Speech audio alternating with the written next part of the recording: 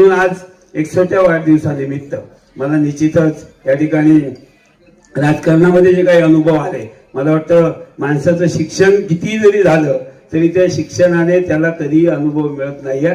फक्त एक डिग्री त्याला मिळते की बा एवढी डिग्री मिळाली, तुम्ही अमुक झालात, तमुक झालात, बीकॉम झालात, एमकॉम झालात, तुम्हाला नोकरी मिळेल. पण नोकरी मिळाली म्हणजे तुम्हाला अनुभव मिळत नाही. पण मला ह्या आज 61 वर्षावरनं पुढचा जर काढला आणि 6 वर्ष जी आहे, ही 6 वर्ष मला जे काही अनुभव चांगले वाईट असतील, मला जे मिळाले त्या अनुभवातून आज मला या ठिकाणी चांगला एक उभं राहण्याची, एक सक्षम सतीश सावंत म्हणून घडण्याची क्षमता माझ्यामध्ये निर्माण झाली. कुठेही 6 वर्षामध्ये मी डगमगलो नाही. काही माझे सहकारी जरा मला जरी सोडून गेले असतील तरी त्यांच्याबद्दल माझी कधी देशभावना राहणार नाही. कदाचित त्यांच्या जागी ते निश्चित सुखी होऊ दे अशा प्रकारची मी रामेश्वराकडे प्रार्थना करतोय.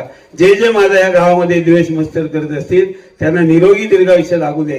कारण असे लोक असले तरच मी या राजकारणात समाजकारणामध्ये टिकून राहणार आहे आणि माझ्याकडनं कोणत्याही प्रकारच्या चुकीची घटना माझ्याकडनं घडणार नाही आहे.